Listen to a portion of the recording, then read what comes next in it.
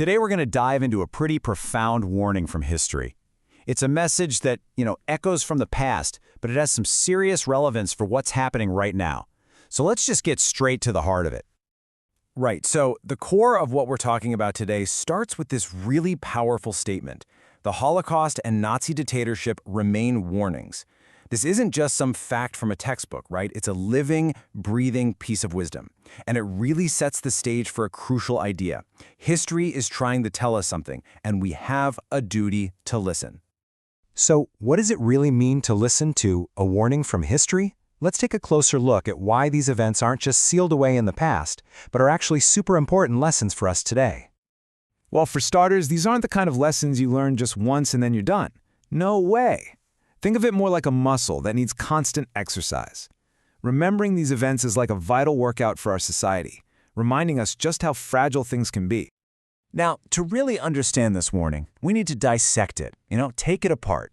In this section, The Anatomy of Destruction, we're going to break down the specific threats that history has shown us can completely unravel a society. History points to three core threats: hatred, extremism, and unchecked power. I know, they might sound a bit abstract, but when they get mixed together, well, it's a proven recipe for absolute catastrophe. So let's break them down, one by one. It all kicks off with hatred.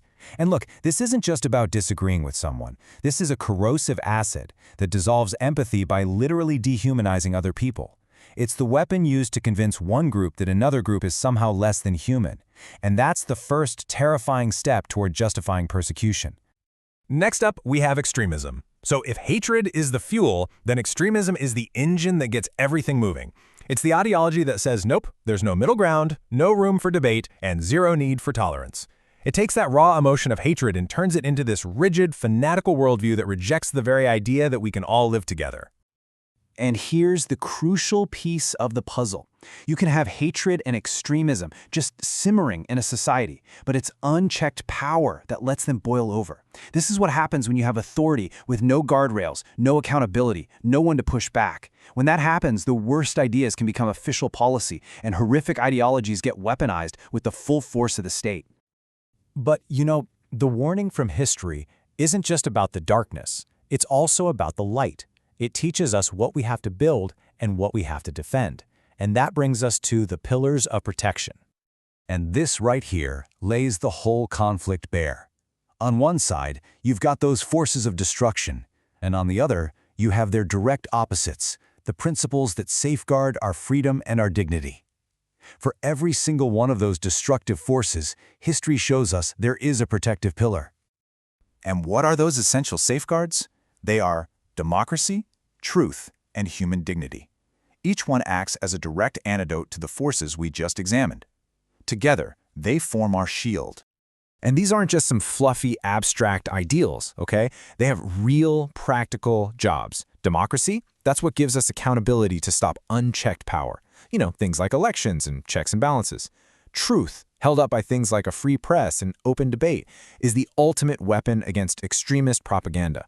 And that core belief in human dignity, protected by the rule of law, is the absolute shield against the poison of hatred. So, all of this brings us to our final and honestly most important section, an unfinished task. Because just understanding history isn't the end of the lesson. It's really just the beginning of our responsibility. So those pillars of protection, now they become actions: defend, uphold, protect. This shift is so important. It shows that these values aren't just going to sustain themselves, they actually need us to actively and constantly participate for them to even survive. At the end of the day, this struggle isn't locked away in some history book. It's a real contemporary challenge that's playing out all around us. And protecting these values, that's a conscious choice that we all have to make every single day in ways both big and small. And so that leaves us with one very direct and frankly unavoidable question. This isn't about what happened back then, it's about what we're going to do now. Democracy, truth, human dignity, they're not just words, they are responsibilities. So the real question is, how will you protect them?